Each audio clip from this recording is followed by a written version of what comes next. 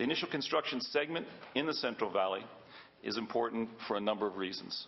First of all, we get more miles per dollar in the Central Valley than any other place in the state. Secondly, it gives us the opportunity to go north or go south depending upon a number of different variables.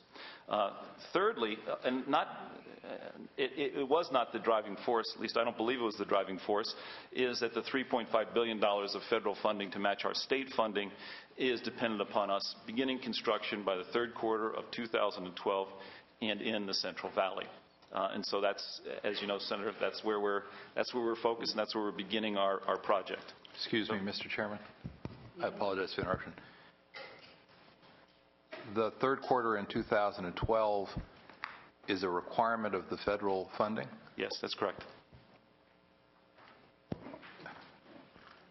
Want to tease that out a little bit more and tell us what the federal funding language says?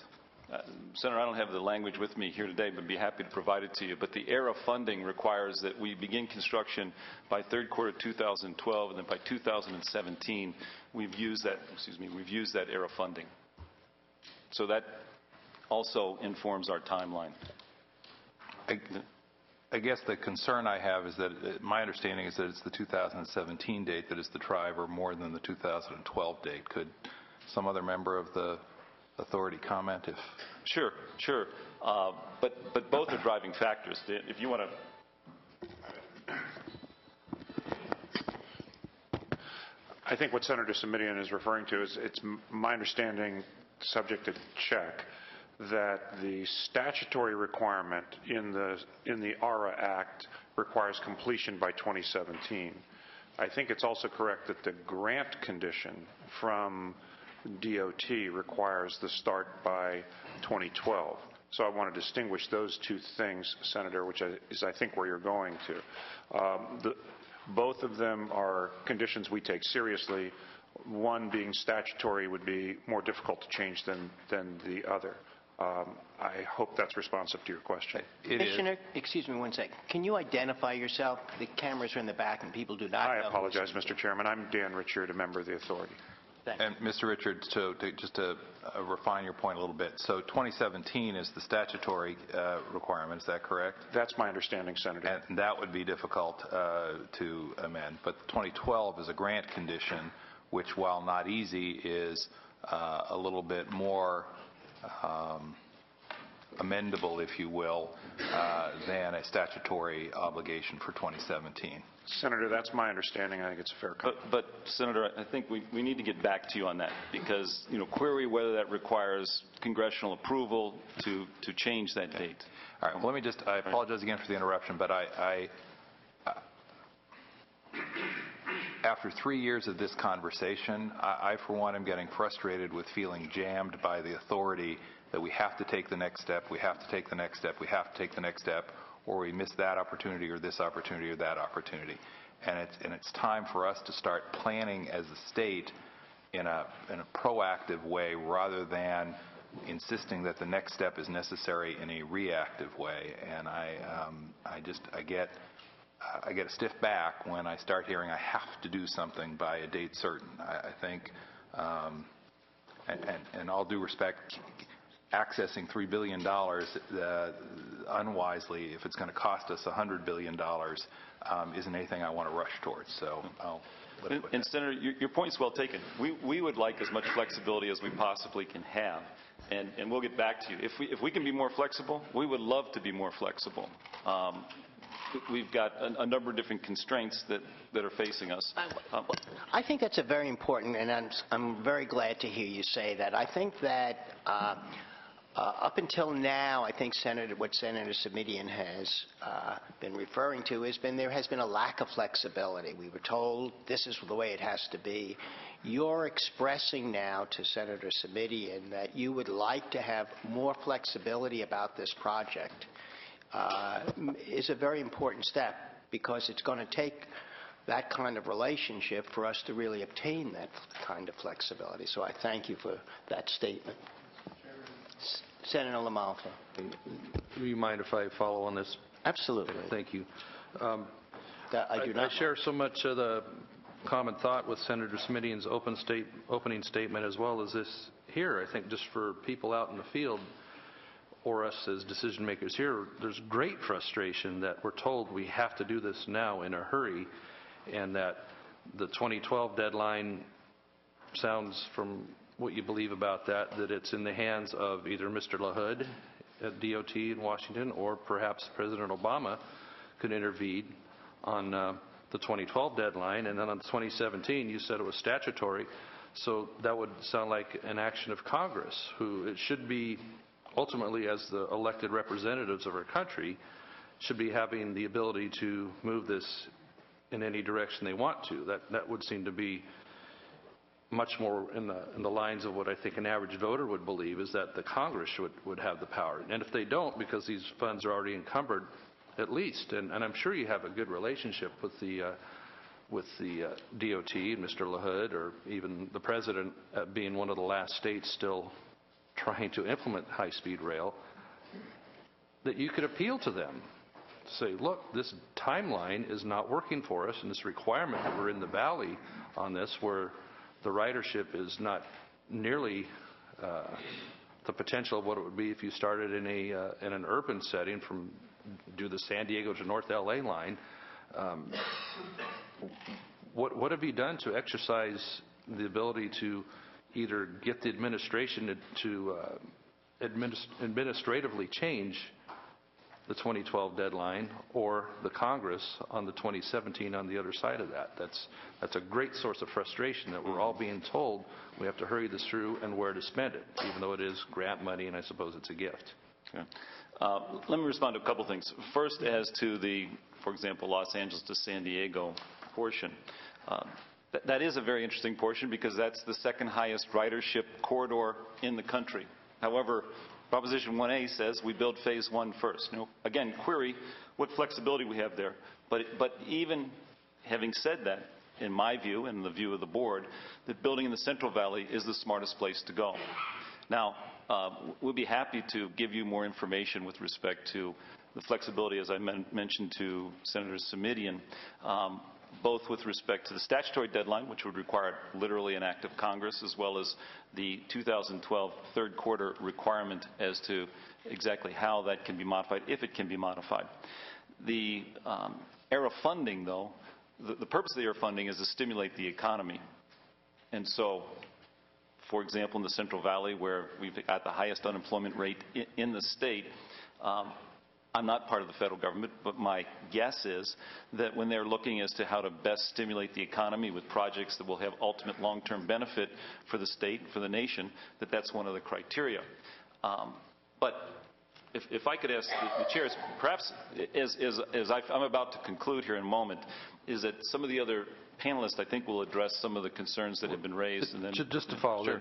With more specificity, how much effort have you, as friends of the, DOT, what has the discussions been like to say, can you relax the 2012 a little bit so we're not hurrying headlong into this thing? That's what I'd really like to know, is what has the conversations been like with Mr. LaHood or the Obama administration to say, let's relax 2012 so that we're not hurrying through the EIRs, hurrying through all the phases of this, and having a little more thoughtful approach. What has your conversations been like with them to relax that?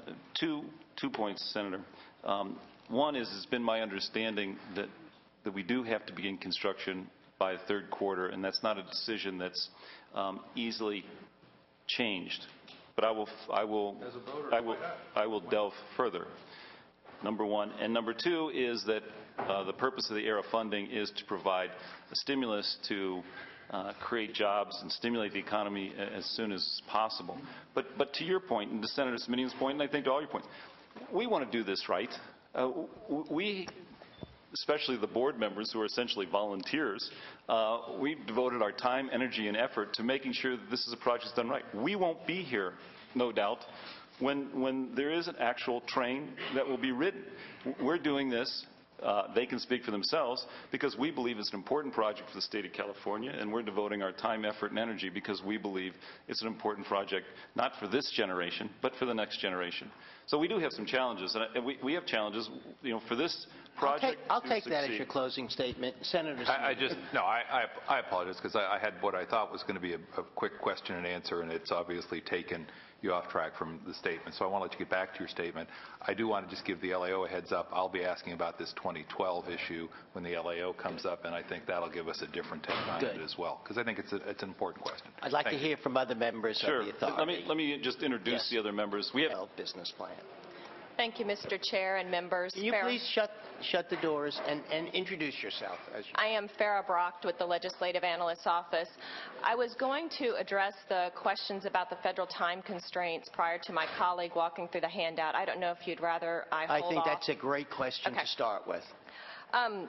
Well, we've been awarded about $3 billion in federal funds for the construction of high-speed rail. It's our understanding that about $2.3 billion of those federal funds were part of the federal stimulus dollars, and those do have the expenditure deadline of 2017. For the remaining $715 million, there is no expenditure deadline that we're aware of. Regarding the construction date, we've had the same questions that your committees raised. We've reviewed the requirements in the grant agreement with the Federal Rail Administration. We have not found that fall of 2012 deadline. We've asked the High Speed Rail Authority where that deadline appears that they're referring to. We've asked the Department of Finance as well, and neither have been able to point us to a specific point where there is the construction deadline, the construction start date of fall 2012. So that was not in the grant agreement? Not that we've been able to find. Thank you. Well, let me just Senator Simitian. on this point, because it is important, I think, in terms of to what extent we are pressed to move sooner rather than later. Could I ask just how long this conversation's been going on with Finance and the High Speed Rail Authority? Is this we asked them in the last week, or is this we asked them 2 months ago, or we asked them 6 months ago? It's more on the 2 to 3 months ago timeline. Okay. Is anyone from Finance here, Mr. Chair? I do not know. Is there someone from Finance here? Okay. No, there isn't. All right. Well, there's clearly folks from the High Speed Rail Authority here, and Mr. Chair, I guess the question I would ask is,